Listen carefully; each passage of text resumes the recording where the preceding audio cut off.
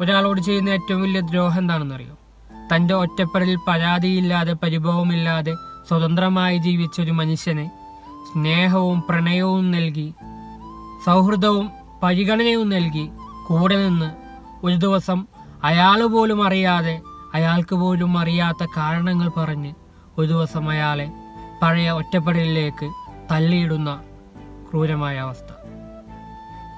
ഒറ്റപ്പെടുക എന്ന് പറയുന്നത് വേദനയാണെങ്കിൽ ഒറ്റപ്പെടുത്തിയാൽ ഉണ്ടാകുന്ന വേദന വളരെ ഭയാനകമാണ്. ചില ആളുകൾ അതിൽ പരാജയപ്പെട്ടു പോകാറുണ്ട്, ആത്മഹത്യ എന്ന പരിഹാരം കണ്ട്.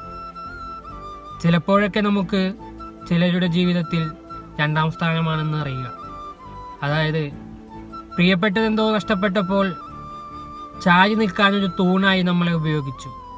നഷ്ടപ്പെട്ടവർ തിരികെ എത്തിയപ്പോൾ ചാരി നിന്ന താങ്ങി നിർത്തിയ നമ്മെ അവർ വലിച്ചെറിഞ്ഞു പോകും.